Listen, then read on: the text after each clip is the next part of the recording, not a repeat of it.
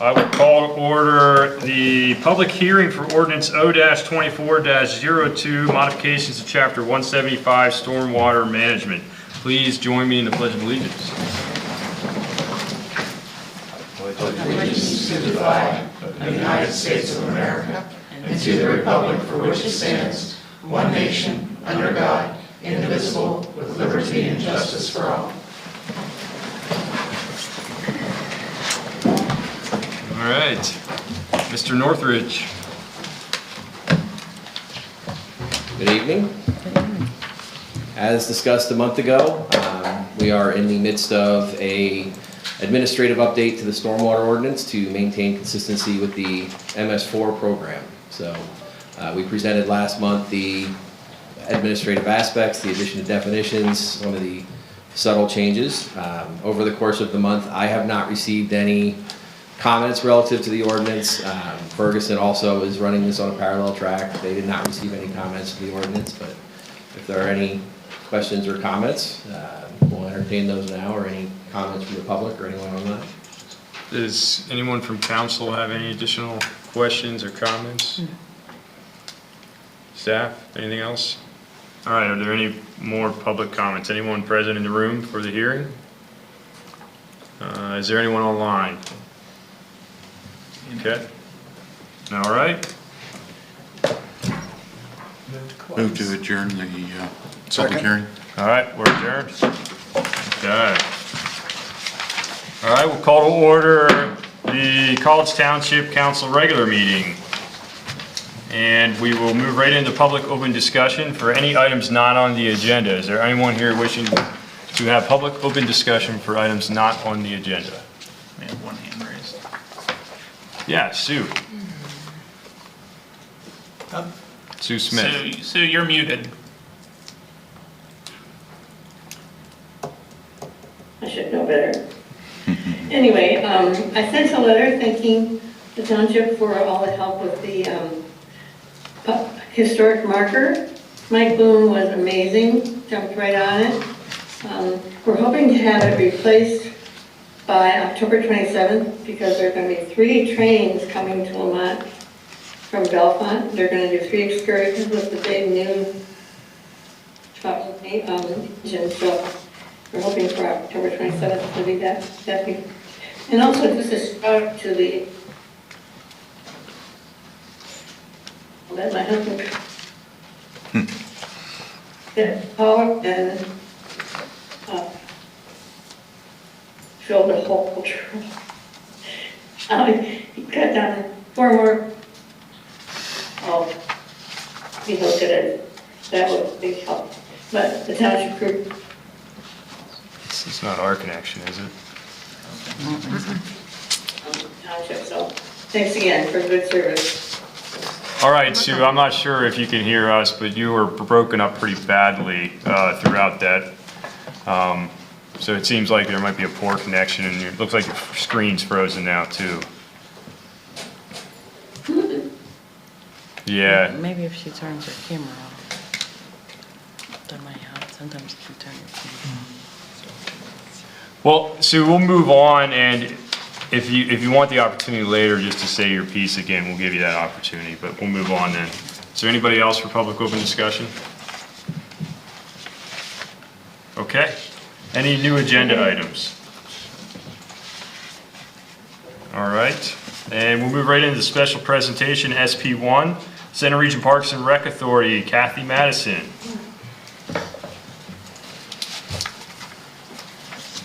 Okay, hi. Good evening. Nice to see you. Thanks for providing this opportunity for me to talk about the authority. I'm not sure we've ever done this, or if we've done it, it was a long time ago. But I think most of you know me. But I'll give you a little bit of background. I was appointed by the council to the College Township Parks and Recreation Committee in January 2005. Years ago, and I volunteered at that time to represent College Township on the Center Region Parks and Recreation Authority and the Millbrook Marsh Nature Center Advisory Committee. And I also served as chair of College Township Parks and Recreation January 2008 to 2010. and vice chair for 2011. I served as secretary of the authority from January 2007 through December 2018, and I've been chair of the authority since January of 2018. My current appointment with College Township ends in December 2026. So we've had about 2 decades of a pretty successful partnership, I think, between myself and a number of elected officials, guided, of course, by our award-winning manager. Thank you. I had to say, you know I had to say. Back in the saddle, too. Anyway, so over those 2 decades, the authority has been responsible for 5 a minutes number of in. activities that have enhanced and elevated parks and recreation in the center region. Early in my authority career, we renovated both pools. Over those years, we worked on master plans for Oak Hall Regional Park, Whitehall Road Regional Park, and John Hess Softball Complex. We participated in public hearings for these projects. We conducted at least one comprehensive plan that engaged the public and which will guide planning and action for at least a decade.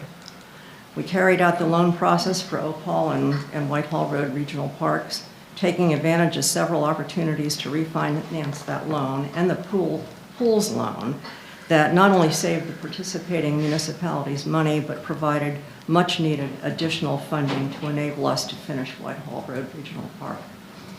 The authority has accepted numerous donations over the years, the most recent donation from the Hamer Foundation that made possible the construction of Phase 2 of the Spring Creek Education Building and the Diane Curley Welcome Pavilion at Millbrook Marsh. In October, we will host the grand opening for these facilities. While projects such as these and many others take up a large chunk of time, the authority members also act as a policy-making board for Center Region Parks and Recreation Agency staff, as well as in an advisory capacity to the COG in all matters pertaining to parks and recreation. We have a close relationship with all staff, all of whom are included in our monthly meetings. Each supervisor provides not only a written report of activities, but is present to give us in-person updates, answer questions, and share ideas and concepts with us. These relationships are critical to the ability of both staff and authority members to understand each other's perspectives as we work to achieve our goals in a financial environment fraught with challenges. While I've touched on a fraction of what the authority does, I want to say that the most challenging project most of us have been tasked with was Whitehall Road Regional Park. But the good news is that we are approaching a grand opening. And I wrote here most likely October, but I heard on the way in it's December. So apparently we're still negotiating with Ferguson Township. The challenges of Whitehall Road were offset by the relative smoothness of the Phase 2 Spring Creek Education Building and the Welcome Pavilion at Millbrook Marsh, which will definitely have a grand opening either October 22nd or 24th. Hold those 2 dates. We haven't landed on the exact date, but those are the 2 that are being presented. The authority will be considering several additional projects, most of which require general forum approval relative to funding. As you know, the boardwalk at Millbrook Marsh is in need of replacement. The authority has met with the Millbrook Marsh Nature Center Advisory Committee to learn from several experts in fundraising who volunteered to tell us what it would take to run a major fundraising campaign. And quite frankly, we're all a little intimidated and recognize that a major fundraising campaign would take skills that many of us feel are beyond our capabilities. So we're looking at alternatives. The agency director has brought the general forum up to date on this project. John Hess Softball Complex is another project that is in the future. Restrooms are the most immediate need, followed by construction of the fields as outlined in the master plan. A more immediate project is construction of a pavilion and concession stand at Whitehall Road Regional Park. We believe we have some donor funds to help with this, in addition to a grant and funds remaining in the park's loan. I hope this quick overview has provided enough information for you to generate some questions, which I'll do my best to answer. And thank you for your continuing confidence in me to represent you on these committees. Thanks. All right, council, any comments or questions for Kathy? Rich, you want to start out? Sure. No questions, comments, just thank you for your continued service. Sure. Susan? No questions or comments, but I do want to thank you too for your service and as a relatively new member of council, sorting out the agency and the authority and representation in those areas, the projects and the work has been confusing. So I appreciate the work that you've done, particularly over the last many years, the last decades. It's obviously, it's a large undertaking, and it's a large portion of our COG contribution, our financial contribution. So I appreciate what you've done. Okay, thank you. Tracy? Same here. I echo, thank you very much for your service. Sure. Eric? Well, I'll go one step further. I'll be more specific. I want to thank the authority for the diligence, perseverance that they showed through the regional parks process, both Oak Hall and Whitehall, and specifically the high road that they maintained through the oftentimes contentious discussions and negotiations that went on, but ultimately we got where we needed to be, and in a few months, you know, we're going to see the benefit of that effort when we open Whitehall Road Park, much like we did when we finally opened Oak Hall, and it makes all that effort worth it. So it's just a more expansive thank you. Right, thank you. Go ahead. Thank you, Kathy. Adam? Yeah, just fresh off a recent assignment, I do have some additional information, not additional information, but some added information to provide. With respect to where Whitehall Road Regional Park is in Ferguson Township, I just want to clarify for everyone and anybody that might be listening to this broadcast at some point, we're actually waiting on our own team members, our architect and our engineer, to compile what may be necessary for Ferguson Town, a final Ferguson Township review. Okay. But we're certainly well on the way and much further along within the last 60 to 90 days than we have been. So I think we are inching our way closer to potential opening of the park. But that's the actual. Ferguson is just waiting on us at this point, and once we have the cats corralled and going in the right direction, I think we'll be able to see some traction there. Well, we're looking forward to it, so, for sure. Okay, well, thank you. Great, thanks. Okay, we'll move on to SP2, Center Region Refuse and Recycling Cart Selection. Shelley Mado.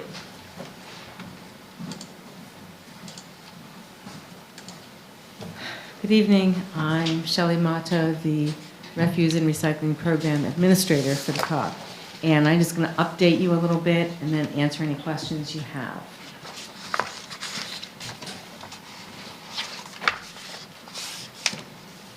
All right, so the postcards went out to our residents in mid-August, a little later than we'd hoped, but it took a long time to get that underway. They were mailed to every property owner. They also said, or current resident, because we wouldn't want it kicked back. We wanted, if the house had sold, for it to go to the next person. So it's, if you do this, it's not kicked back to you. And there was also, you can see the little white box, because a lot of the property owners don't live in the house, it's a rental. And so we wanted to make sure it was clear what service address this postcard was for. So we mailed it to just under 16,000 homes, because many of the HOAs and townhomes and COAs did not want their residents to get the postcards. They wanted to choose the size of the cart for the residents. So we removed about 1,500 addresses from that postcard list. Okay. All right, so we put together an outreach plan. It might be a little small, but that's over on the left. And then an informational sheet over on the right, and I'll highlight some of those in the next slide. Just costs, in case you weren't aware. We've had a number of questions about cost. Why did it go up? What additional services am I getting for this? Things like that. So, and some of the people, like one gentleman that I talked to for a while today, he said, well, I'm only paying $15 a month. And I said, that's not true. He has not paid attention to what his bills have been. So, but it's been a little confusing. We're trying to clarify for people what all this is. So, and then over on the right are things people can choose. So if they choose to have 2 carts, there's a cost for collecting that second cart. If they choose to exchange their cart after the initial exchange period, which we will have for free, after that it's $25 each time, but not for anyone who's the new property owner. So the house sells, the new owner can change the size that's there at the house. Okay. All right, just a little bit of background. This is what we're trying to provide people to understand who Bergmeyer's is, that the Center County Recycling and Refuse Authority has always picked up their recycling. They're going to do the billing and customer service. And some reasons why we've gone with, the benefits of the hauler-owned cart. It's owned by the hauler. They maintain it. They replace it if it gets, destroyed. We're going to collect the old cans to recycle them, and we're working on that process right now. And that while we're posting the costs monthly, because that's how we have to bid it, that it will be billed quarterly for most residents. Again, many of the HOAs and other, like if a property management company manages 40 properties for someone, those can be billed monthly. So we do have a number of them billed monthly. Okay. And then trying to get out information, starting to get information out on how bulk waste is changing, because people are asking about that. So we've just been trying to update them on, how this is going to work and why this is still going to work for us.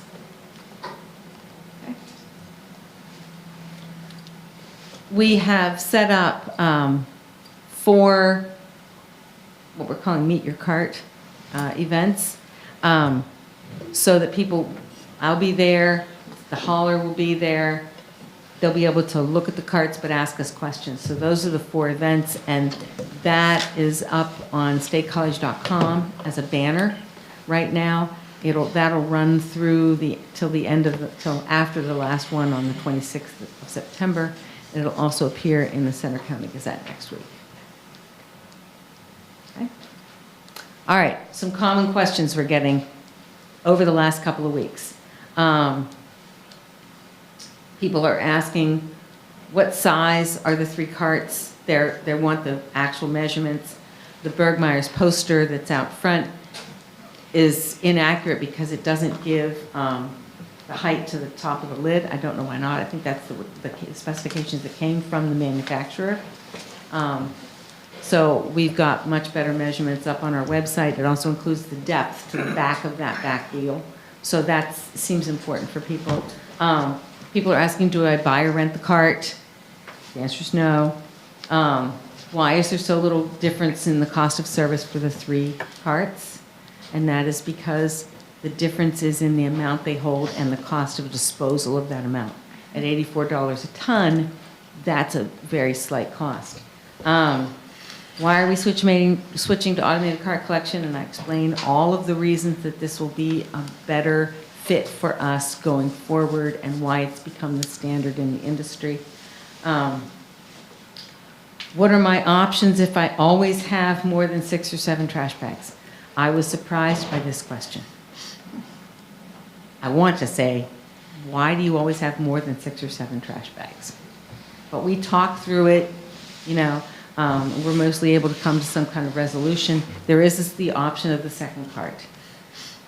Can I use my own cart? I get this from a lot of people.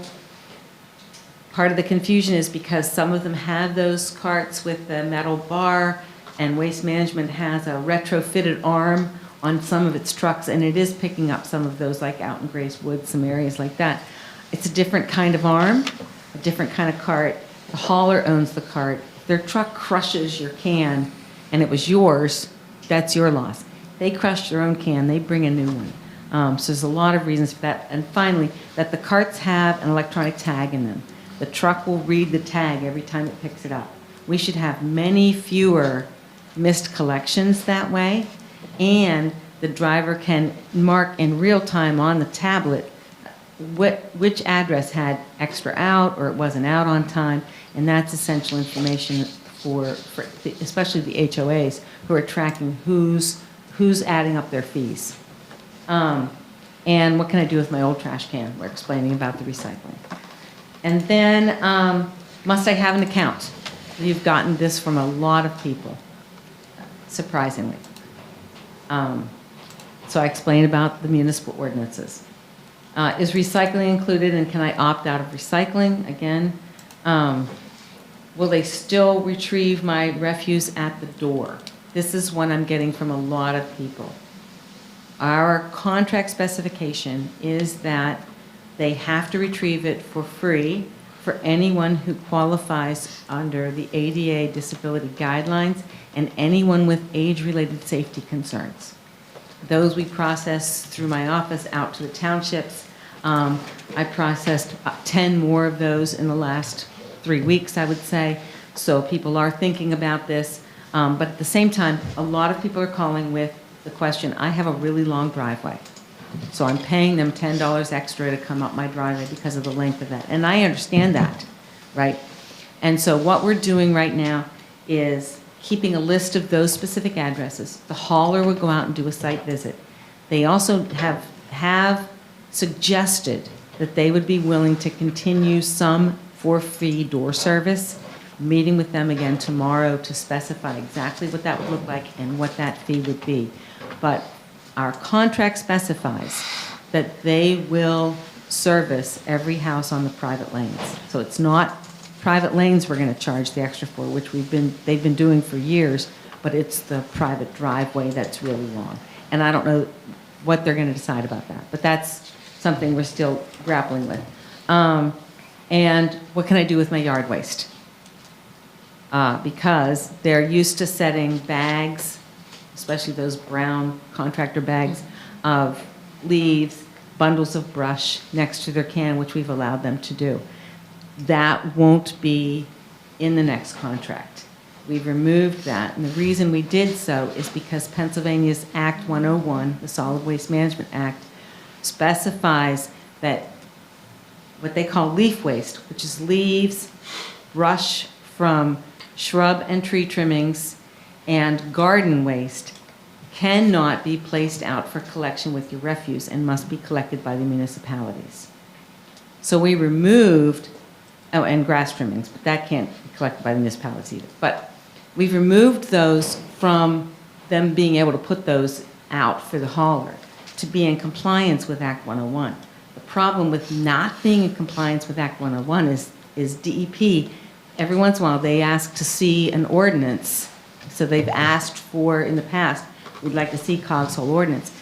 The amendment to that act could put us in jeopardy of grant funding, which is what we use regionally to get trucks and equipment for that leaf and brush collection.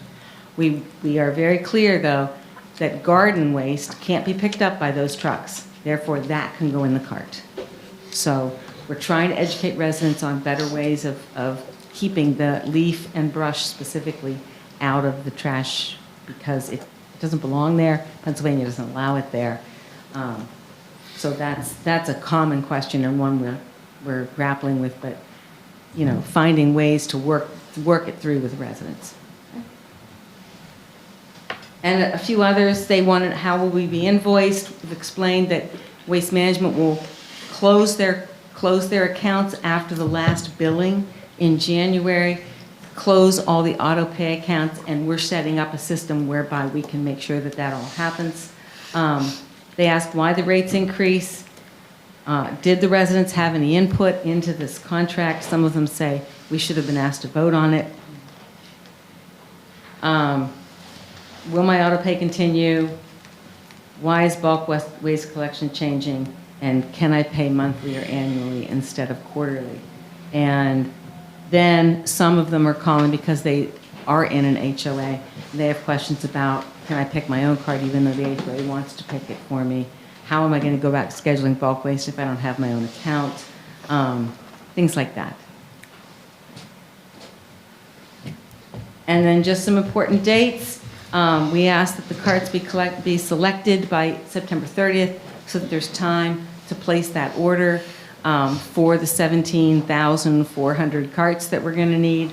If people don't select a size, the default size is the largest because that's what we recommend for families.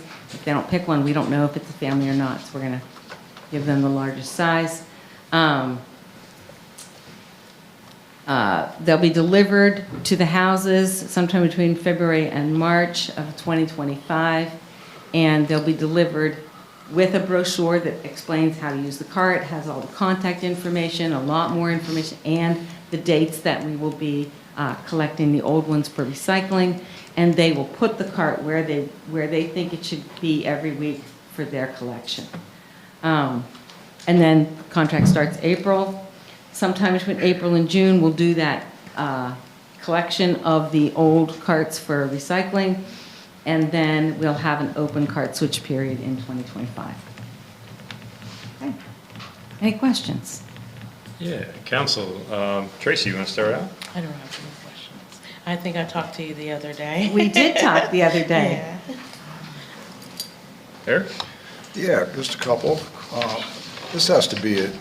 Listening to you saying you're working through all these exceptions with these people, my God, that's got to be a job in itself. So I appreciate tracked- the effort. This week, I've tracked 82 phone calls so far, and it was a 3-day week so far. I mean, even if you're dealing with 1% of that affected population, that's a Right. lot of, the question about the brush, I understand, why. So my question is, will our current contractor continue to pick up the brush? Right, they will. That's Till in their, April 1st? it's in their contract, that they would pick up 3 bags or bundles of yard waste per week, as long as the resident is within their 8-bag or item limit. Okay, or the brush is bundled Or accordingly? the brush is bundled. So, We also have that, by the way, in our revised ordinance, which we're going to look at starting through the committee process next week. Eventually, that ordinance will come to you.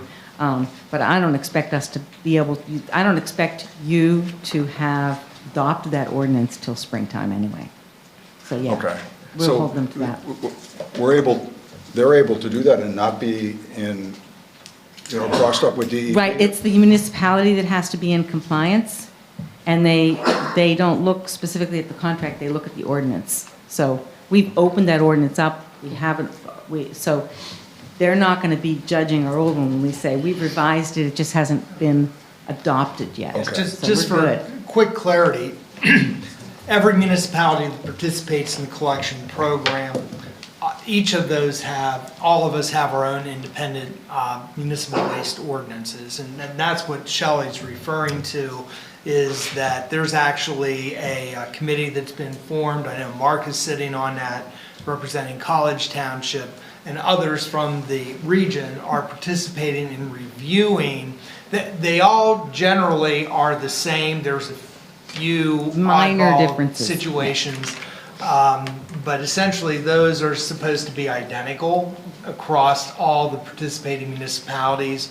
And that's what is being reviewed at the moment, and the necessary changes are going to be suggested to be made, and those eventually will show up at each participating municipality for final adoption prior to the start of the new collection system. Yes. So continuing to offer that service doesn't endanger or jeopardize No. our grants? No, not at this point.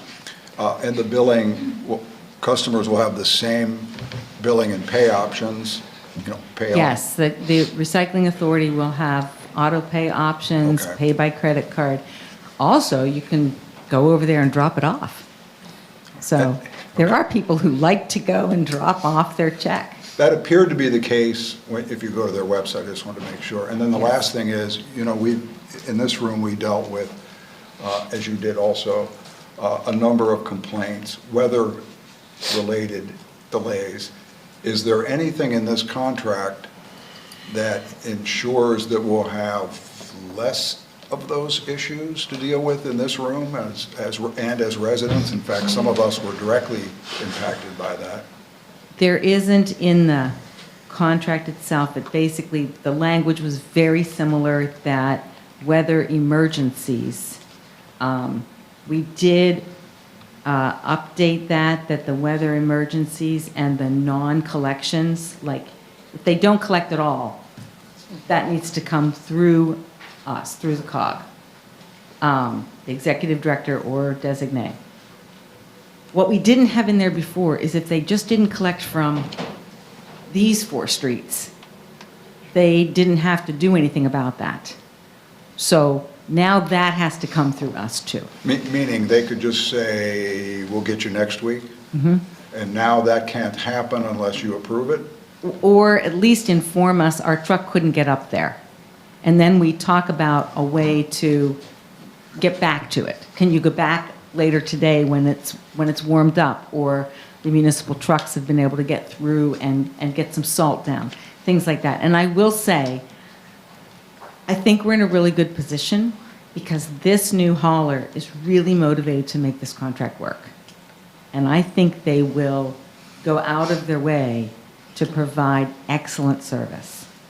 So, we have to have that language in there because you have to have a caveat for really bad weather, but I guess think we'll we'll be find good. out the first time we get an icy I snowstorm. agree. And the other thing is I have identified from past experience those areas too. Now they're going to go and do their routing work by visiting all the routes, but I've identified those and said these are ones that have been really problematic. It would be best if they weren't in the morning, because that's the issue, is when they're early in the morning. We've identified those as well to hit on this routing work that they will do. So the long driveways is one, the places that have been a real problem during bad weather. Okay. Yeah, just on that note, right, so I was, making the assumption that the routes may change, dates may change, right, based off, what this hauler thinks is the best. So when would that be announced? Do we know? We have a date in the contract. I Okay. think I should know this. I think it's 60 days. Okay. And that they have to inform by mail every resident Okay. whose route is changing. Okay. So Thanks. about the time the new carts are dropped off, Yes. according to, Yep, yeah. I think it's a minimum of 60 days. And they would have to, again, they have to give notice to the COG, give us their routes, and then everyone who's impacted, they have to contact by mail. Okay, cool. And then I just had the other question. So, some of the answers to the questions that you've put up, right, the general questions, I know you're getting a ton of questions, right, but the ones that make the list there, is there like a Q&A on the website that kind of gives some of those answers for folks to go to? There's an FAQ sheet on the Yeah. website. I try to update that every week. Okay. I need to update it tomorrow again. I'm trying to keep track of it. I'm hoping that, we're getting more and more information out there through our municipal partners and the recycling authority, setting up these, meetings and having people, ask questions. I'm hoping, but Yeah. we're updating the FAQ every week. Yeah, I'm getting questions too, not as many as you, though. Rich? No, you guys are the best. Yeah. Susan? No, yes. I have one question I've been asked twice now. Where does our garbage go? Oh, very So- nice. Where is the landfill? Yeah, so it every goes other to- question's been answered tonight. It goes to the transfer station. Okay. They, by state law, have to have a 10-year contract for disposal. That went out to bid in 2022. I sat on the county solid waste committee that looked at those bids, and it is going to a waste management, WM, landfill in Laurel Highland. Laurel Highlands. So it's going quite a ways. Okay. Yeah. And I will also say that we've had an issue because they were required to use CNG trucks. And contracted with someone to provide those, that contract fell through. So that's something that the authority is trying to work out with WM because they really didn't fulfill that, are not currently fulfilling that contract. Interesting. Yeah. Another problem with waste Well, management. I'm thinking it's going to result in some money coming back to us. Okay, well, that's good to know. And I think the FAQs are very helpful. So it's a little hard to find them. I don't know if you can move them up or highlight it a little bit on the website. I had to do some hunting and digging, but once I got there, almost every question I had for Yeah, tonight our was website's asked. not very, like, front page friendly because Yeah. we have character limits on that front page. I see. Yeah, I need Well, to. that's helpful. But yeah, no, they're great. Thank Super you. helpful. Okay. Anything else? Thank you so much, Shelley. Thank you. Yeah. Okay, I didn't know if we wanted to check in with Sue, just before we check in. So P1 has been withdrawn for the night, by 7 Brew Coffee, so we do have a slot. Sue, do you want to see if we can hear you now, maybe for public comment?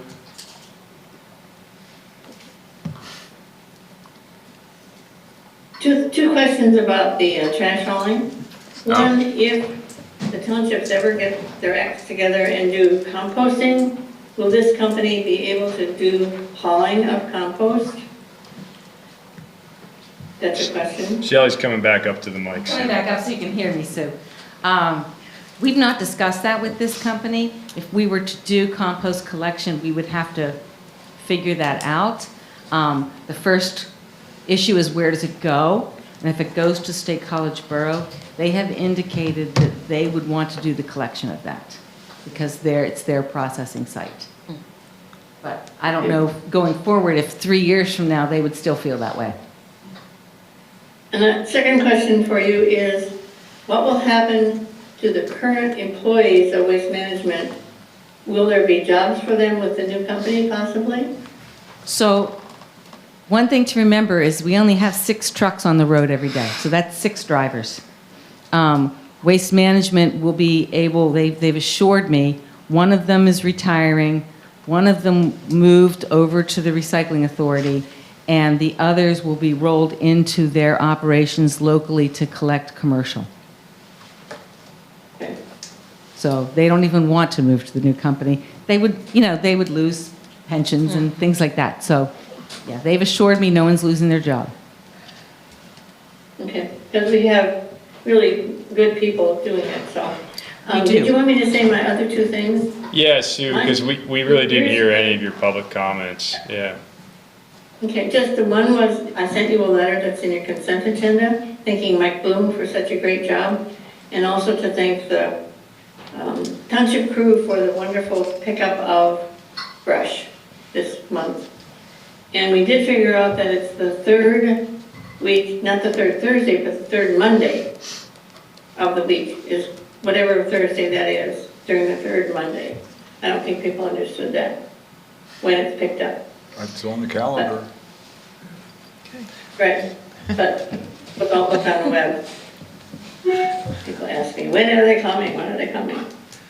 So, thanks very much. Do you want Yeah, clarification? I'll call on you in a minute. That information is generally readily accessible, and if there's any ever a question about that, it should be front and center on our website, but also you could always call the township building. But our Director of Public Works is here, and I'm sure that she could probably add some clarity. Yeah, the rule of thumb is always at the 3rd full week of the month. That way, we always know you got the full week. Sometimes they cross over. We ask that your brush be out by 7 a.m. in the Monday morning. That's where the Monday comes in because they start and go around the township one time. They don't always start in the same spot. They don't always have a set route. Because they do keep an eye on it before the week of collection, and they start to get an idea of where the piles are. And that kind of helps them decide where they're going to start. Once we go through your neighborhood, we're usually done. So that if you don't have it out by 5 or 7 a.m. on Monday, we can't necessarily guarantee we can get it back. You might have to hold on till the following month. And it is on the website. Does that get out on the push notifications too? Yep. I think it does, I don't know. Yeah, please sign up for those push notifications. That's Yeah, a good way to be it's- alerted to a lot of activity within the township. Keeping me very informed. And do those come by phone or They do. email or? They come primarily by text message. You can actually choose, Sue, the two primary delivery methods are either email or text. Okay. That's not suitable for a lot of really old people, but, but we'll try. Thanks very much. Okay.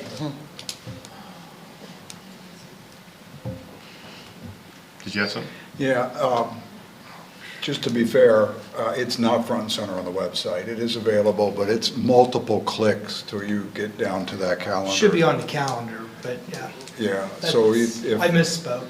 if we could possibly just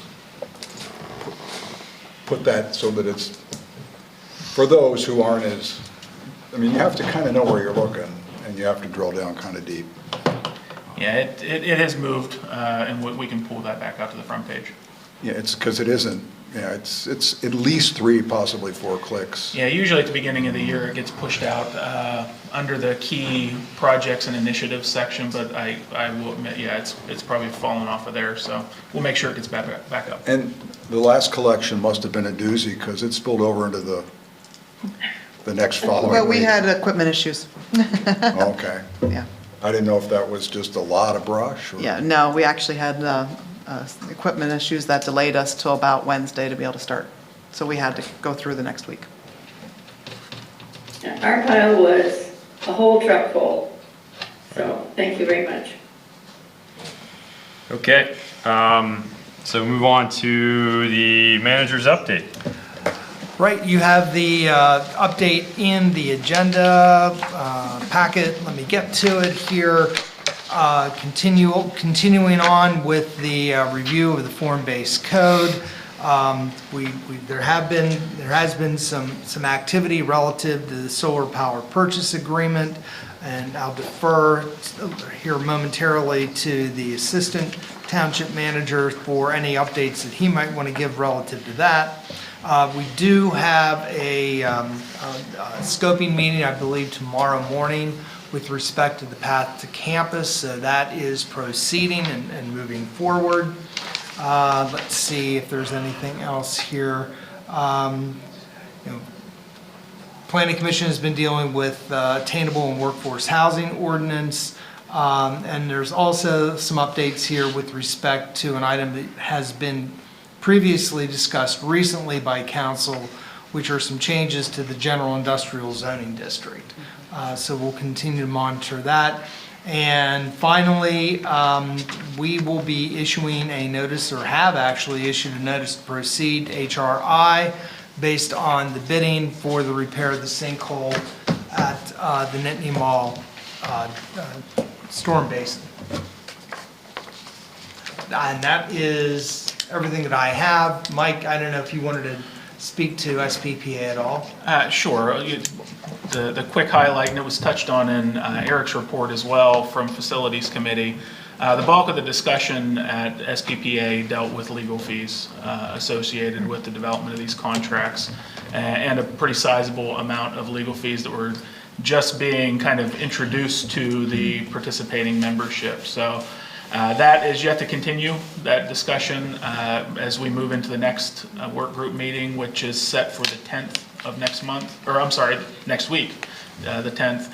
And yeah, that discussion continues, but that was the bulk of the discussion at the 28th meeting.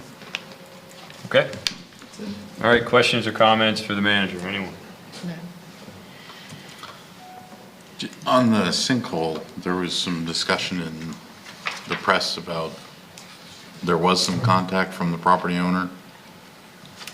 Yeah, I Was think it Mike. substantive, or are we still in the same path? We're basically still in the same path. Okay. We did hear from their attorney and have put them in contact with our attorney. At this point, that discussion may or may not still be going on. I haven't had the most recent update from Lewis, but we continue to move on our process because there hasn't been substantive changes. Okay, very good, thank you. Anyone else? Okay, we'll move on to COG Regional County Liaison Reports. So let's just see who had meetings. I had executive committee between now and the last time reported. However, that's a moot point because we had general forum in between. And so CT Industrial Development Authority, Susan. I don't have a written report yet. The Industrial Authority met on the 21st in August. The executive director has planned 2 workshops for the IDA. They are strategic planning workshops on September 13th and the 27th, and I'll be attending the 13th. She's doing a nice job prepping the IDA. She sent out packets, something to view, asking some pre-strategic workshop questions, getting people thinking. And she's also been doing quite a bit of outreach and specifically developing relationships with other economic development organizations in the region. So there's a lot of activity going on with the IDA right now. The committees are busy, they're getting their structure set up. So, you know, again, I think it's a repetition of what I've said at previous reports, that from the time that I sat on the council after I took over for you, Dustin, to where the IDA is today, it's light years ahead of where it was. And I should be able to have a report back in mid-September. I guess that'll be my next one, on these strategic planning workshops, which are really just great for growth of the organization. So. Okay, thanks. Richie, do you have anything? I did not. Okay. Oh, I'm sorry, I should have asked. Is there anything that council wants me to bring back to the strategic planning workshop? I'll put that in my report, but any feedback that you would have for the IDA, I'll put more information in my report about some of the activities of the executive director. That's typically most of what's highlighted.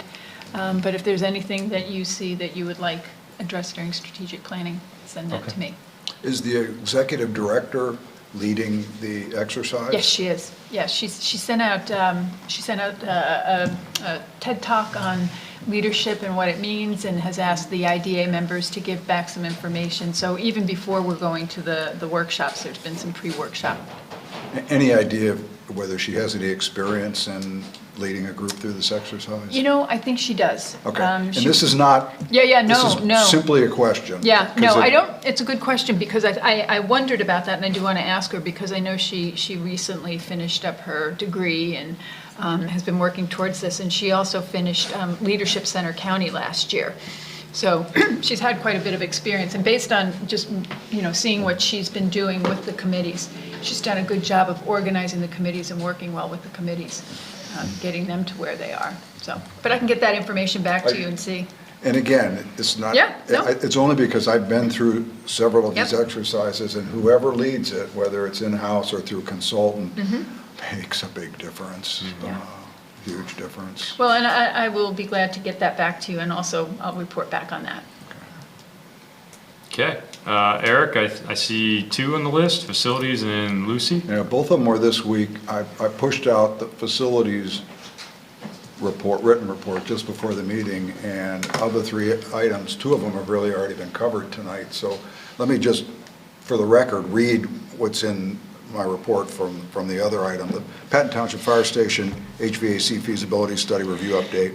Earlier this year, the COG engaged with Reese Hackman to conduct feasibility studies to document the condition of the existing mechanical systems and evaluate system solutions for both the COG building and the Patton Township Fire Station. The committee saw an overview of the Patton Station options at our August meeting, which Adam was at. But at this meeting on Tuesday, we received far more detailed review and, more importantly, a recommendation from the Regional Fire Director, Sean Kaufman. The review listed a half a dozen or so options. what we got at this meeting was the preferred option from the fire director, Sean Kaufman, which was a relief to me because, you know, I envisioned a nightmare scenario where 32 elected officials were going to sit around and try and determine what option we were going to choose. So while Sean recommended option 1B, which would address the most critical needs in next year's budget, the committee, the facilities committee, asked for a bit more return on investment cost benefit analysis on a more expansive approach like option 4 that may cost more upfront but be more cost effective in the long run. And we asked that since we were not going to meet again before this was presented to Finance Committee, we asked that data be collected and presented to Finance Committee with the recommendation that facilities prefers whichever of those two proved to be more cost-effective long run. Option 4 was a bit more robust, a bit more expansive, but it included improvements that would be more energy efficient over the long run and improvements that we would have to make eventually down the road at potentially a higher cost. So much like facilities role, we were looking at long-term maintenance, return on investment, and Sean was doing his best to keep the cost impact for next year's budget as low as possible. So when it gets to Finance Committee, who knows what's going to happen then, but we just wanted to go on record as saying we're not opposed for facilities is spending a few more dollars to get something that may last a little longer, may be more efficient to operate, and may save us money in the long run, even if it means a bigger hit next year. So Finance may kick that right back and say, ain't got the money for next year, but that's their role. And then the other two, the solar power purchasing agreement Mike talked about, and Kathleen updated us on the project updates. I will say that we had a very robust discussion about solar power purchasing, and we came away with the impact. The reason that those numbers got where they were is that the participating municipalities outside of the school district weren't really being involved in the discussion until the costs had accumulated. Then that number was shared, and ultimately that just created some angst with some of the elected officials, as it should have. And I wasn't at the meeting defending that, but I did point out that, you know, we entered in, you were originally on this, weren't you? This one? Back in the day. Well, you remember, we started this with no track record. Right. We were kind of out there setting precedent as we went. So the group didn't really not have any guidance or really any track record as to what this was going to involve. And it seemed like at every turn there was something else that involved a solicitor that needed dealt with. So in fairness, it wasn't like we knew it was going to cost us much. We didn't know what it was going to cost. Right. But it was more a communication issue, a lack of communication for several months until now. Why was that? Well, without getting into detail, and Mike probably has more detail than me, but I would say in general, the school district's representatives were taking the lead in the communication with the lead solicitor, because they're the entity that represents, what, 50%? Almost. Which was a benefit to us, because we didn't have to involve our own solicitors. I think Betsy Dupuy is acting on behalf of the COG municipalities. She took the lead, given her role with some of the bigger partners. Betsy did take the lead, and obviously is kind of universally respected as a good voice in that. So a lot of the solicitors provided her questions, and she carried the ball for those. But a lot of this activity was happening between the main partner and the solicitor, the lead counsel that the group had engaged. And it just kind of happened quickly and built up, and then there was during a few months, and then when that number got to what it was is when that was shared with the group. Nothing intentional. In fact, I you know, and Mike probably already knows this, there's room to negotiate this. The solicitor who was involved, I think it was a solicitor, recognizes, you know, that number rose pretty quickly, and has indicated, I think it's fair to say, has indicated there's probably some room for negotiating the ultimate amount due. That's all I'll say about that. Thank you. I'll leave it I to Mike. appreciate that, thank you. Leave it in the good hands of the project committee to work those details out. You framed it well, Eric. I mean, the solicitor that was working on behalf of the larger group recognized that there was a point where there was an approved number, and I believe it was 165,000 that had been approved collectively. And anything beyond that was a work at risk. And now they're coming back and reflecting what those numbers were. And to be honest, the sticker shock is what's everybody's kind of dealing with. The work at risk is, I think, another six-figure number. Okay. So, Not insubstantial. but at risk means, you know, they're doing it at risk. But it's been a very positive and very, I think it's been a wonderful project. And interestingly enough, we started off with this on a policy basis. You know, we were doing this more as policy, but it turns out we might actually save some money versus the conventional purchasing process. So, at least early on, we'll see. Good to know. Okay. Anything else?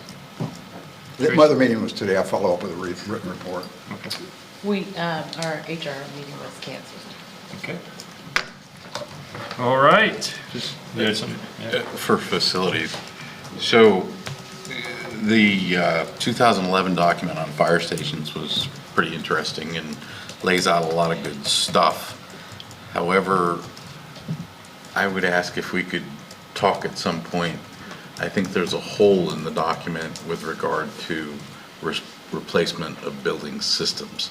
Talks about replacement of buildings, talks about new buildings, talks about adding on to buildings, talks about major appliances. But when it comes to replacements of capital systems, it references it that repair is the preferred over replacement, but it doesn't talk about who's responsible for that in as much detail as it probably should. Well, and I think what you're touching on here is there's a little bit different relationship between the host municipality and COG between the three local fire stations. We have a slightly different situation here as to who's responsible for what versus Patton. Here, correct me if I'm wrong. The system is integrated. Right, it's ours. If it goes bad, we fix it. I think we even go, Resner comes to mind. We replaced a Resner. Sure. It was a capital replacement. It was no longer repairable and everything. And under our duties as a lessor, we replaced it, which is generally how it works. Now, if this agreement, you know, all the parties agreed to it in this agreement, but like I said, I think there's a hole in the discussion of replacement of building systems. You can replace the whole building, it's absolutely clear on that. You know, add to it, absolutely clear. Maintain it, absolutely clear. Replacement of capital, replacement of a building system, HVAC, plumbing, electric, etc. I don't think it's as clear. So I guess what we're kind of hinting at is the entire burden or the entire exposure COGS versus the host municipality. Based on, well, but it varies. Again, college has done it one way. Right. Apparently, we put a roof on the borough fire station. Generally, that's a replacement of a building system. These are going to keep coming up as these buildings age. That's not really related to our recommendation, but it is something that has surfaced as a result of needing to do these.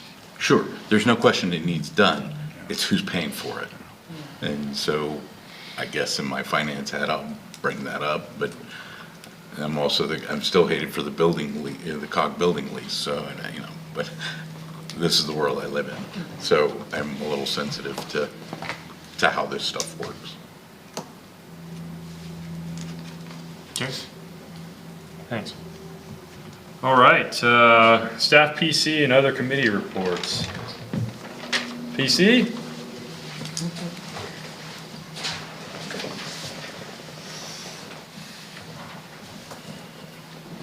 Yeah, I'm Matt Fenton, I'm the Planning Commission liaison to the council.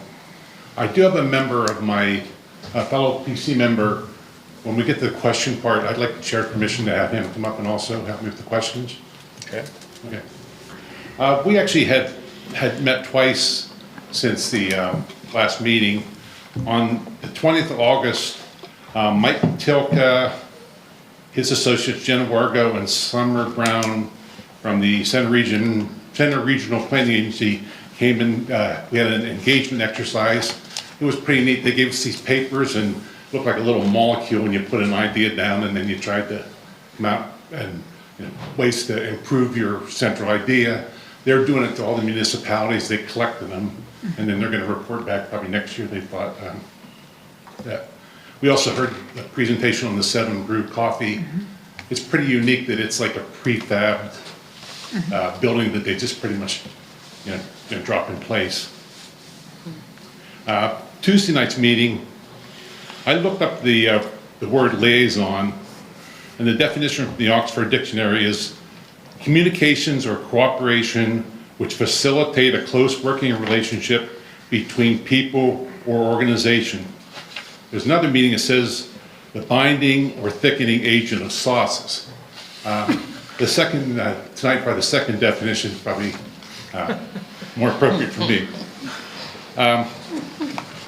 After a bit of a discussion on Tuesday night, one of our members brought up a motion to chair the attainable housing ordinance. Table. Table. There was some discussion back and forth as to the length of that. I think one person said 3 months, somebody said 4 months. One person said 6 months. Another person actually offered to have a joint meeting. We voted on it by 4 yes, no, 0 nays, and 1 abstain. They passed it for 6 months. The thought being that next year would be after the PC reorganization, would be after the council reorganization. A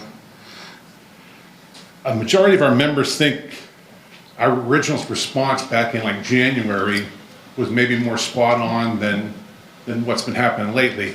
I actually went up and looked and I teased Adam about his rock chalk talk right here. And that was on January 2nd. And we had, I believe it was the 20th meeting, we had a talk between one of our members and one of the people in the community about the lead tech. And honestly, I had to go home and look it up a little bit because all I can remember really was Adam talking and saying that maybe, we were looking for that missing middle.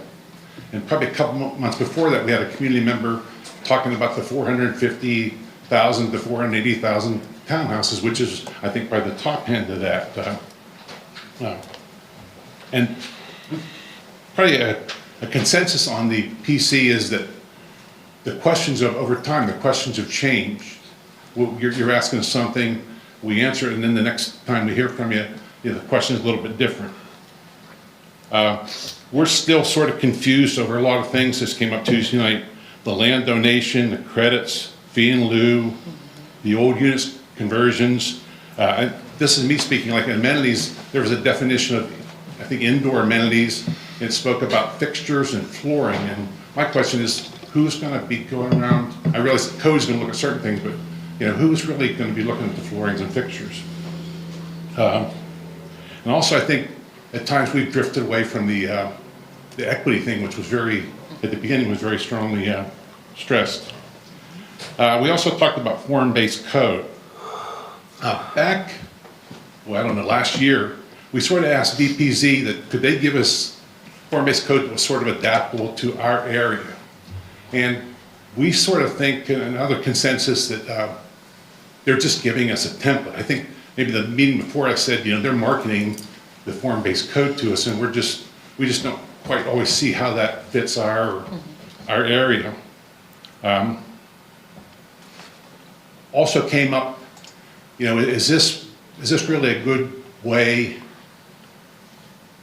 of having the taxpayers' expense and also our labor and our time and also the staff's labor and time, you know, and maybe we could try to make all this stuff maybe a little bit more efficient as opposed to, we have these questions, we ask them, sometimes we get the questions answered and they're not quite what we're looking for. Most of the time, our consensus is when we ask a question, it just comes back from like a template as opposed to something that's specific to our area. And that's all I have, and would like to come up, Bob? No? No, I think you covered. Okay. So any questions? I'm sure there's questions or comments. Who wants to go first? Susan?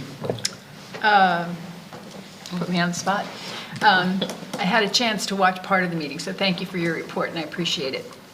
I think the comments I have are that the points that PC has made have been well taken.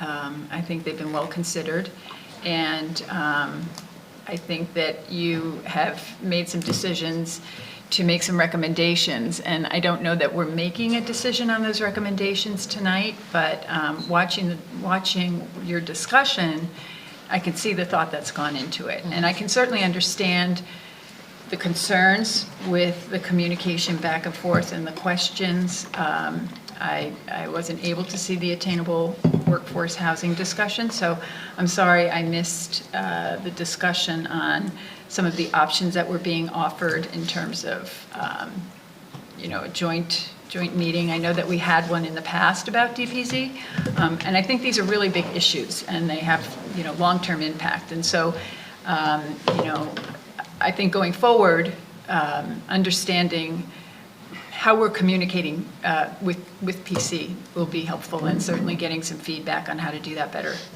would also be helpful. So, and it's, for somebody who binds a sauce, you do a good job. Rich? I would only offer we need to have a joint meeting as at the earliest opportunity. The big thing I would put is communication is a two-way concept. So if you're not getting the answers that you're seeking, perhaps you're not asking the questions that you want to be asked. So I think it would be much more beneficial for all of us to be together and work through that together than via whatever other method. And I do think this is my personal opinion, I think we're closer than maybe some folks think we are, but maybe a joint meeting. I think you're absolutely right, Matt. I think some things have been grown to be these big things when they're really not. So I think that's why. That's just my opinion. I agree, but I'm saying my opinion is I agree with your opinion and everything, so, thank you. Yeah, just want to clarify, right, so PC last evening voted to table the attainable housing ordinance for 6 months? Correct. Okay, yeah, like that's just unacceptable from my viewpoint. I mean, you guys can do it as a body, so we absolutely have to have a joint meeting. I'm on board with that, otherwise it's not going to get done. Eric? My opinion is that I agree with Dustin's opinion and Rich's opinion and your opinion. Yeah. I just happened to have a time just to fast forward and see bits and pieces of it, which were quite honestly disappointing. And like what Rich said, a few of these items are being overthought. So I think a joint meeting is probably the best way to try to regain focus and get us back on track. Similar consensus, I think, is what you're hearing. Okay. Well, I agree. Well, thank you. I want to thank you guys for your work and being very thoughtful, and I believe that you were very thoughtful.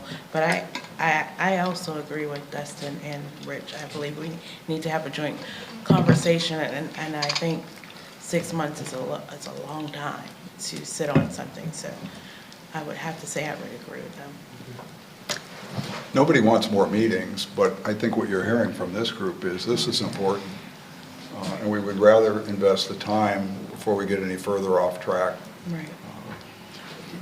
If I may, Mr. Chair? Yeah. I do want to make a comment. There were points made at some point in this process. I know we started this in November, but there was a point made a few months in, and it was feedback from the community that the current ordinance that we have is strong.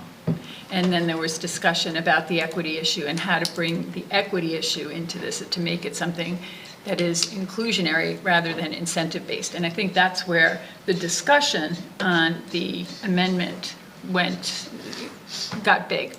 I think that if it's the recommendation of the PC to table the amendment and the discussion for a period of time, I don't think that that is an unreasonable thing to recommend. And I certainly am in favor of a joint work meeting. But I think that's important.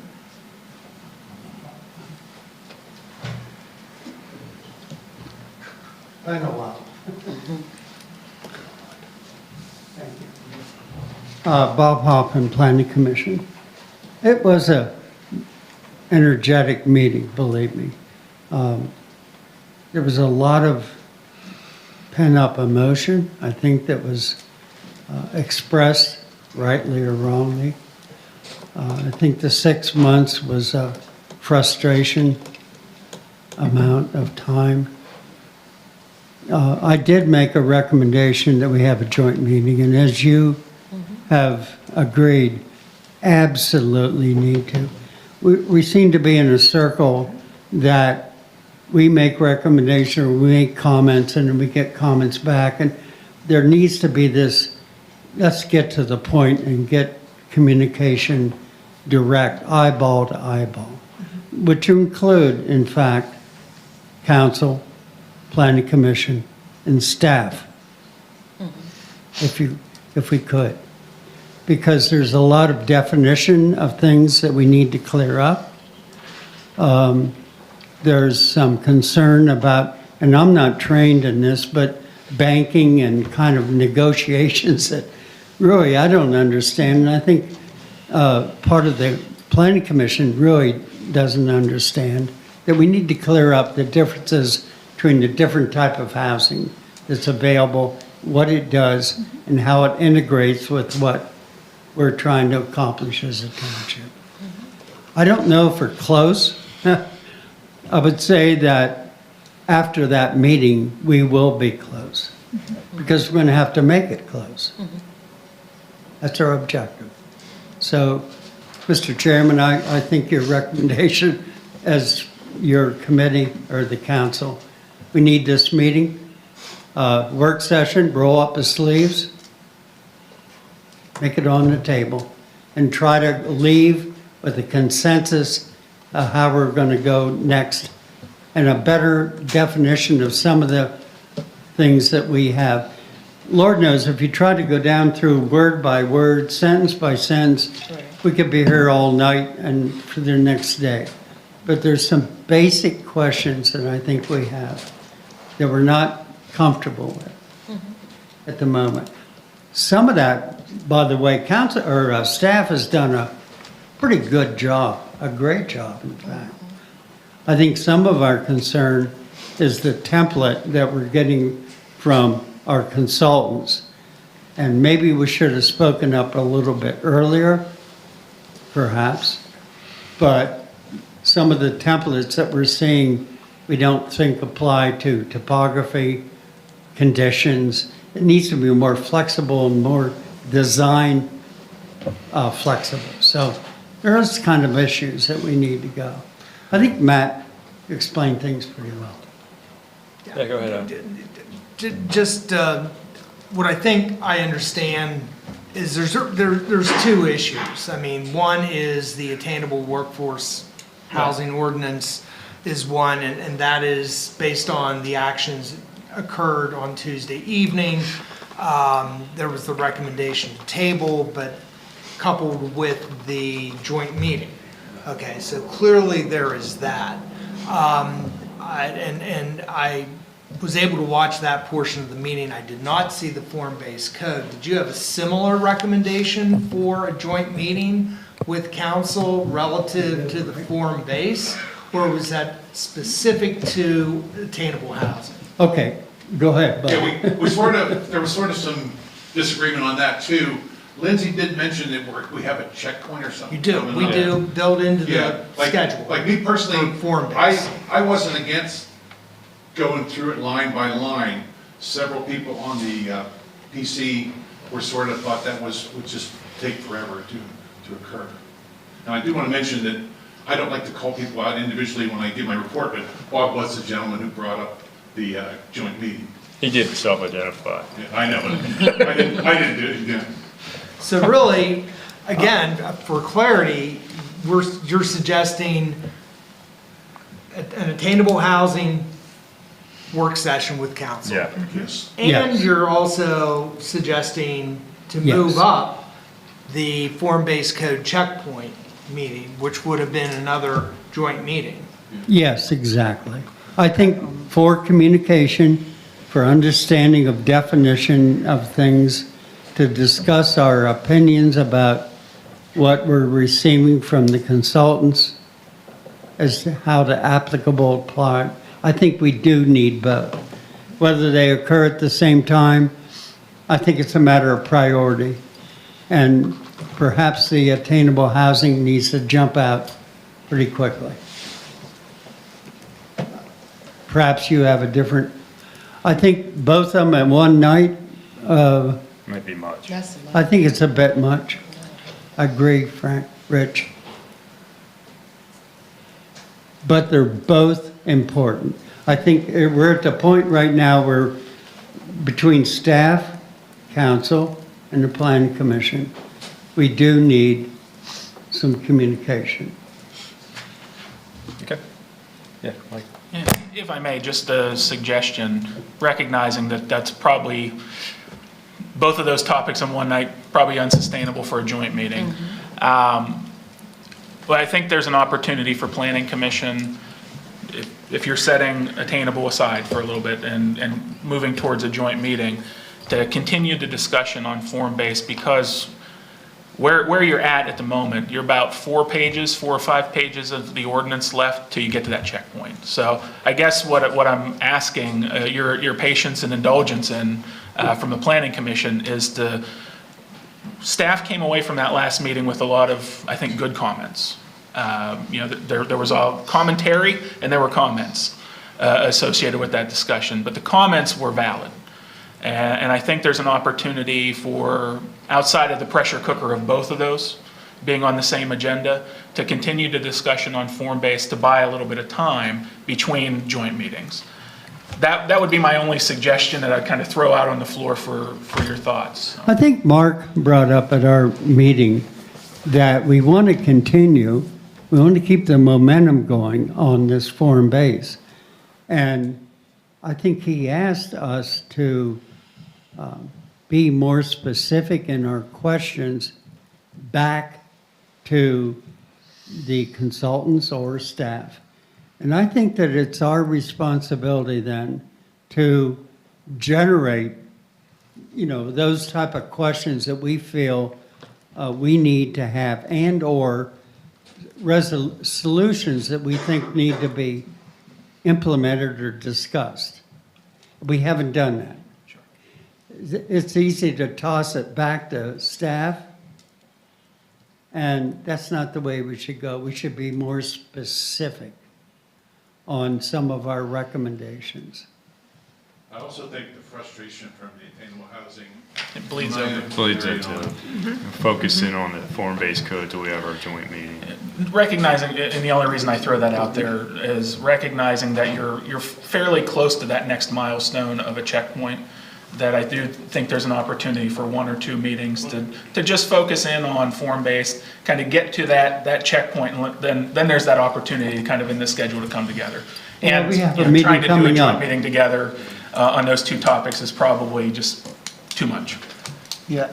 Mark, yes? I would like to sum this up. I think the staff, after the meeting and then the following morning, I think we're relatively optimistic. Planning Commission, although we went through, there was a lot of discussion on the form-based items. But staff, Lindsay regurgitated pretty much every point that they made. And I'm very optimistic that staff can sit down and kind of rewrite based on everything they were given, the planning commission has given to us. And I'm kind of anxious for us to get the chance to do that and present it back. I'm very hopeful that this is going to be round one of us starting to really truck through this. I'm hoping this is a turning point where we can get enough from them for us to try to change the way it's crafted and get it more suited to College Township and not just an outright form-based code, but to kind of add hybrid version to it to meet what we need. And I'm optimistic that we are going to get somewhere with this. I agree. Okay. Any other comments or questions, council? All right, thank you, gentlemen. Thank you. You're welcome. Other committee reports. I know we have a lot of Parks and Rec folks attending, probably for a item later in the agenda, but if you guys wanted to give a report, Chair, you're welcome to. Okay. All right, DEIB. Sure. A couple of things to highlight. At your last meeting, we passed a resolution recognizing September as Suicide Awareness and Prevention Month. Just wanted to highlight that again. September 15th through October 15th is Hispanic Heritage Month. And just a couple days to note, we're just on the other side of Labor Day. And coming up here, consistent with the theme for the month, September 10th is World Suicide Prevention Day. Okay. Thanks. Can I make something on the, on August 28th, there was the March on Washington. It was the 61st year, and local persons of color in government were asked to do a platform, and I was the moderator for that. So that happened August 28th. I'm sorry I missed the 61 chance. years I'm for sorry I missed the jobs and chance to freedom. say something because I read about that in the CDT and you were very good. Oh, thank you. Okay. All right, then we'll move on to the consent agenda for this evening. And it consists of the following. CA1 is the minutes approval of the August 15th regular meeting. CA2 is correspondence and receipt and approval of the following. An email from Michaela Amato dated August 19th, 2024 regarding citizens' response / Nittany Mall Casino study. B, a letter from Pantera Engineering, Inc., dated August 22nd, 2024, regarding time extension for the Shiloh Commercial Park Phase 1 Land Development Plan to December 17th, 2024. C is an email from Jason Young, dated August 22nd, I believe. Right. There's a typo there. 2024, regarding 7 Brew drive-through coffee shop allow pedestrian service. D is a letter from Matthew Cox, dated August 28th, 2024, regarding change to ordinance 139-6, allowing the use of pass-through parks at night for transportation purposes. CA3A is an action item approval of project 24-13, traffic signal technologies and Green Light Go traffic signal upgrades for Benner Pike, awarded to Dixon Electric, Inc. in the amount of $339,841.40. Do any members of council wish to pull any items? Yes, please. CA2D. Okay. Anyone else? Just a question on CA3. Just, confirming, because Dixon's Green Light Go portion exceeded the grant, that little bit extra will fall on the township's portion, about $3,500. Yes. Okay, very good, thank you. Since Rich brought it up, I have another question. Do we just want to pull it? Yeah, might Let's as just well. pull it. All right. That's Anything on else? you. That's my limit. One extra question we're pulling. Fair enough. Move to approve the consent agenda, less CA2D and CA3. Second the motion? All those in favor, please say aye. Aye. And none opposed. Okay, let's just continue the questions on CA3A. Yeah, you remember the last meeting I asked the question about the grant? Is this the same grant I asked about the reason I'm bringing it up, the question I asked, was there any pedestrian-related improvements in what we were going to do with the grant money? And the answer generally was no. At least that's what I thought I heard. Yet the grant application touts improvement to pedestrian amenities or pedestrian safety in the grant requirement. Is this the same grant that I was asking about last time, or is this a different one? I'm not sure which one you were asking about. I think it was Green Light Go. So we've received several grants for traffic signals. The TST and the GLG that we're talking about here are specifically for the Benner Pike. It's radar and some additional communication linking type of thing in the corridor up to PennDOT District 2.0. We also received a grant for improvements out here in this particular. This is the one I was asking about. These are not that. These are the earlier ones that we've received, and we've also then received one up in Park Avenue. Those are the ones I was asking about. Yeah, those ones have not been, we were still waiting for the agreements, which I believe have now, at least one of them has been signed and issued to us, but they're not far enough along to be processed. Okay. All right. Okay. Susan? So on the item that I pulled, I'm not familiar with this. Mr. Cox referenced some work that was done in 2021, and I was hoping members of council who were on council at the time or involved in ABCs had some light to shed on that. And I guess my question is this an agenda item in the future? Is this a new agenda item? Looking for guidance from council and the manager. Yeah, I mean, I'll give it a stab here. Back during kind of the heart of COVID, Yeah. you know, there obviously lots of things were going on, but one of the things that was happening was there was at-night commuter bicycle traffic that was making use of a variety of the paths that pass through local parks. And all of the parks in the system that are managed by Center Region Parks and Rec are dawn to dusk parks. And the issue was that on occasion, some individuals would be stopped on their way making a commute from point A to point B at night or after dusk, after the parks closed, and were really just challenged and reminded by local law enforcement that it's a dusk to dawn situation for the parks. And so there had been conversation at the time around making modifications. I believe they advanced to some degree here locally. I don't have complete recall of that from 2021. But I do know that since that time, this issue has been addressed by both Patton and now Ferguson Township to simply make the modification that parks can be utilized for the purposes of that kind of commuter traffic by bicycle.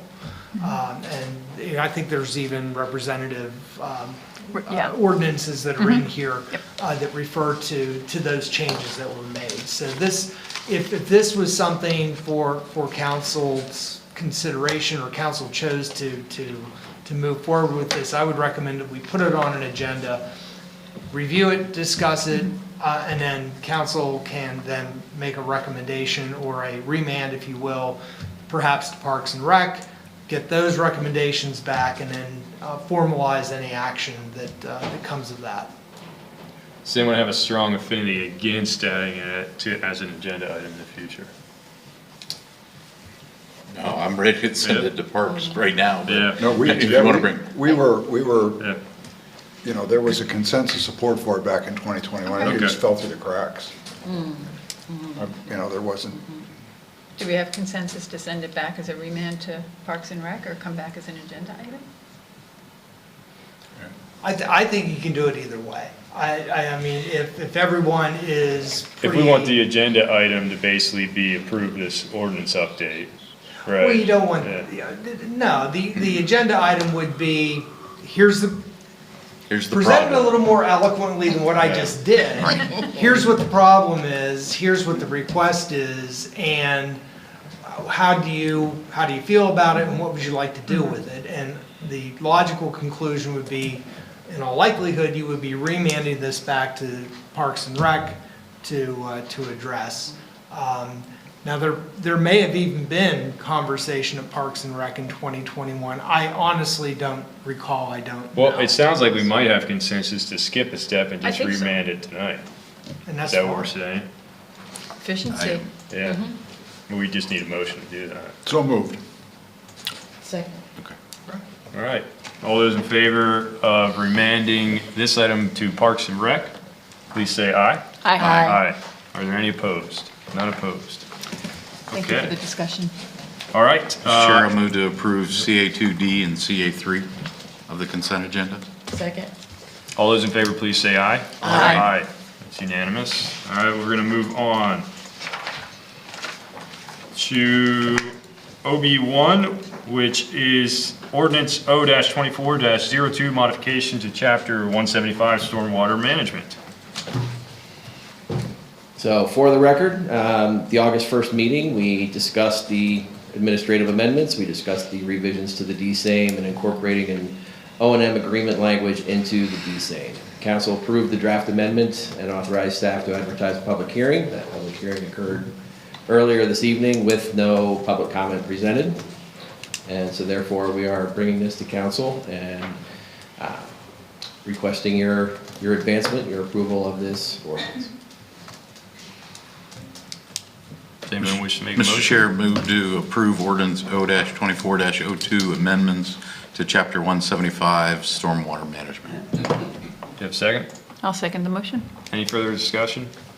I have a question. Yeah. I prefer that Jerry sit at this table when he's attending the meeting, because when he sits there, we get to new business by 8 o'clock. When he sits there, I have no comment on duration of meetings. I I'm can happy to be neither here and confirm happy to nor listen to the deny. discussion. All right. All right, I'm gonna call a question. All those in favor, please say aye. I mean, there's room for him, see that? And Mark tried to get him. none opposed. Motion carries. Thank you. Now you can sit over there, then. Let's speed You can along. go home, Jerry. Au contraire. All right, new business 1, Fieldstone Park Playground Equipment. Sure. This particular item is on the agenda because the 2024 budget for this play equipment was $35,000.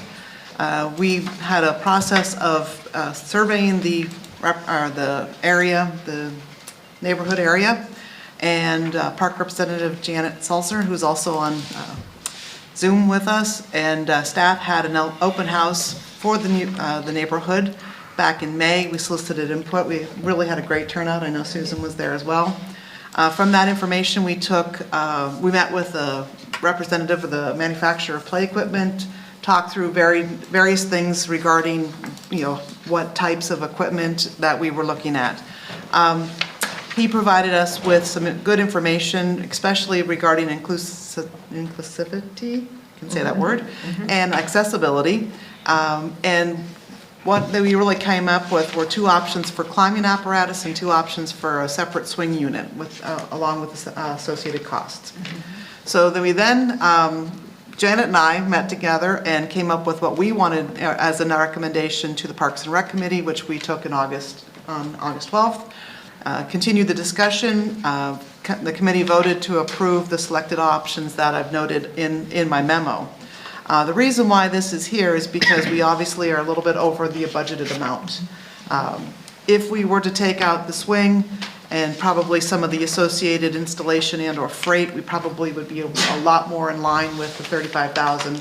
But Parks and Rec also remembered and recalled many times that when they addressed council, your desire to, swing for the fences if you want to. So in that particular case, they did agree that they wanted to add the swing frame as well, and not just stay within the budgeted amount. So we are here to request that council approve us proceeding with this particular equipment, including the swing, for the estimated $45,000.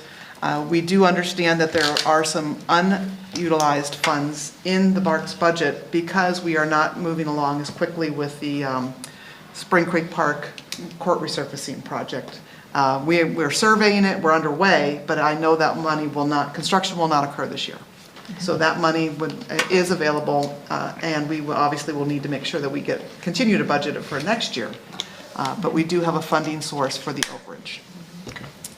And I'd offer if Janet has anything that I've missed. Seems Janet is attending. I was just going to add that there was, as Amy has indicated, a lot of resident responses. And one of the things that they mentioned for two different children in the area was the accessibility and inclusivity of the pieces of equipment. And although these pieces that we are recommending are not from comp plan's inclusive pieces of equipment, we use the influences of the inclusive types of equipment to help us make our decision for our recommendation.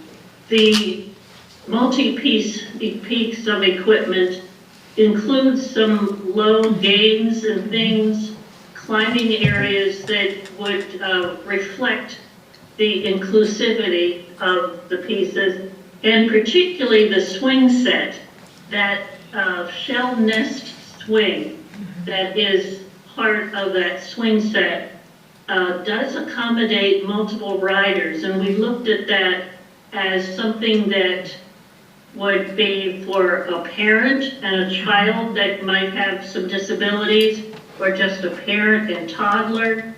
The weight capacity of that particular swing is 300 pounds. And so as far as inclusivity, an adult could use that, whether they had any kind of handicap or not. And so with those reasons in mind, we came up with the pieces that you have in front of you. Okay. Thank you, Janet. All right, anything else to add? Okay, we'll turn to council. Who wants to go first? Tracy? I have no questions. Okay. Eric? Yeah, I just want to welcome Janet back to a council meeting and in this capacity.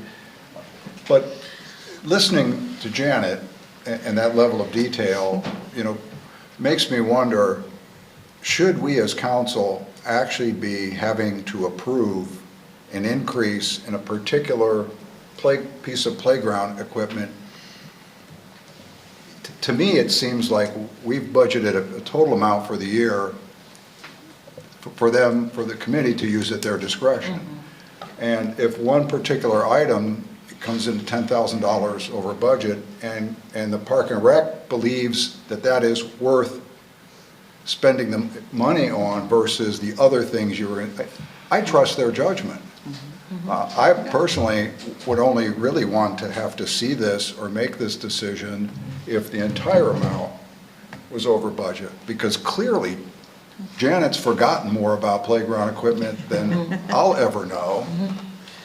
And I would hate for 5 people sitting around here to have to make the decision, that she just, justified or explained why they think it. I just think it's unnecessary. Obviously, I support it, and I'm talking more about the process, future process. Sure. Yeah, I definitely support it, and then, I kind of think about the process, right? I agree with you 100% on that, but I think the way the budget was approved, we may have to do it. Okay, so if we didn't have to, that would be my comment. If we have to, never mind. If we that's have to, then we need to change I'm it. just assuming that the way we approved the budget, right, if we did by line item, that it probably Right. has to be done. Right. Yeah. That's unfortunate. Yeah. But, I mean, one bucket would be kind of nice with an estimated amount. I don't disagree. Right. Rich? No, I fully support the initiative that we're moving towards, and, the overage is within reason. I don't agree with that process in this. I think the process is actually the way it should be, because the $155,000 was committed to the Spring Creek Park court resurfacing. So if we're going to reallocate from that into this, absolutely no problem with that. You already touched on it that we'll need to replenish that as part of the 2025 budget. I'm all for it. Susan? I want to thank Janet and Amy. I'm a Fieldstone resident, and so I've been able to hear firsthand how the residents feel about the process, and they've been very, very happy. And I was in on the discussions about the inclusivity and accessibility, and I could see by the way that this was set up that you had taken that very seriously and advocated for that. And so obviously I'm in support of it, but I also want to recognize the amount of effort that was put in by Parks and Rec and by staff to make this work well for that neighborhood. We have nothing in that, well, we have a couple of picnic tables, but residents are waiting, anxiously waiting, and are very excited. And so it was great to see how engaged residents were with this work. So thank you both. So when is it If I expected? could, When would it expect I'd to? like to point out that CompPan is anxious to get more presence into Center Region, and you'll note that they are giving us a hefty discount on their pieces of equipment on this proposal. Right now, the only other installation CompPan has in the Center Region is in Patton Township at Oakwood Park, off of Oakwood Drive, out near the Texas Roadhouse. In fact, that's a relatively new installation, so that we're benefiting from that discount also. Okay. Any other questions or comments? Anyone wish to make a motion?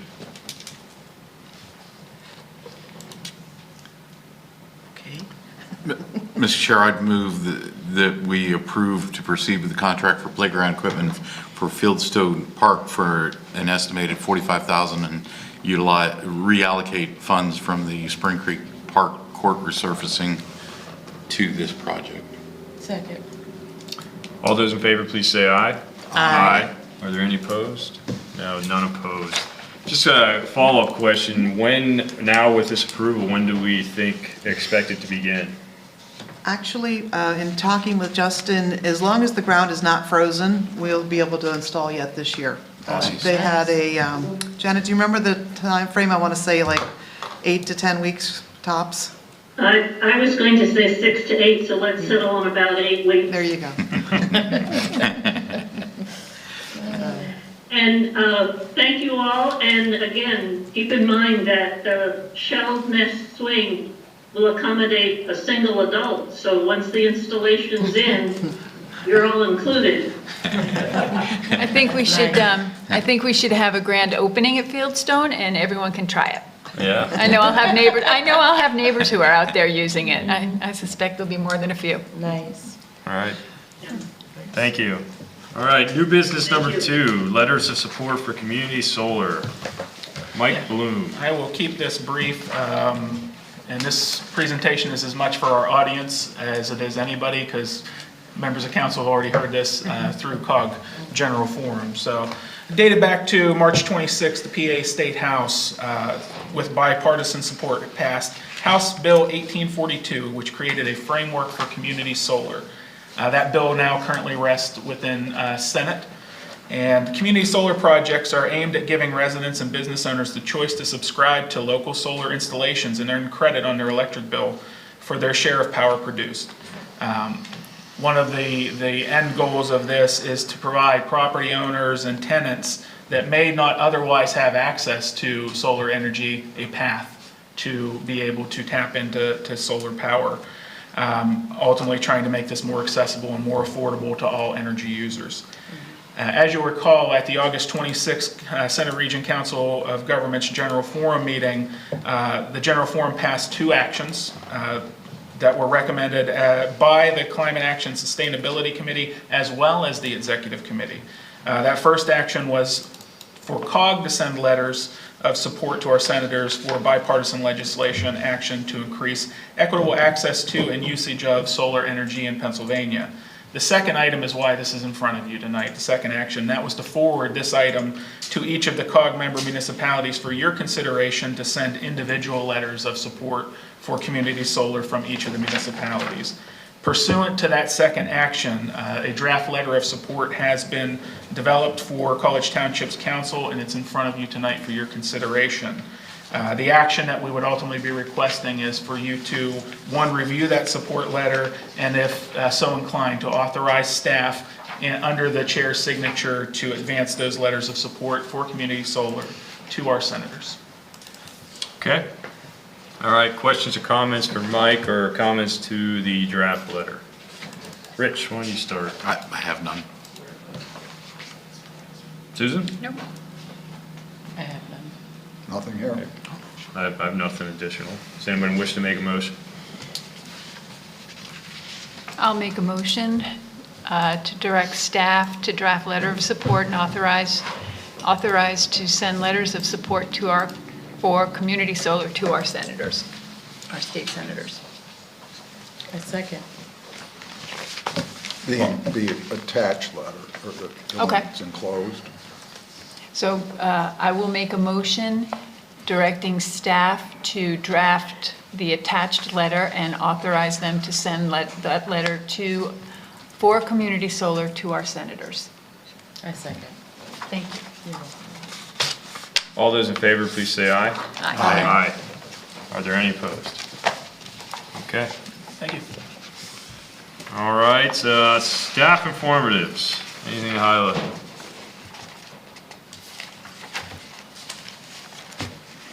Any questions on staff informatives, anyone? Anything on the UAJA and borough arbitration or whatever? I've heard no recent updates on that. I do know that the College Township Water Authority, the State College Borough Water Authority, the Center Region Planning Agency, and UAJA will be meeting on some beneficial use discussions next week. Has nothing to do with your question, but I may be able to get some additional information at that time. Okay. Thank you. Okay. Council, staff, other matters. All right. Anyone wish to make a motion? So moved. All right, we're adjourned. Thank you.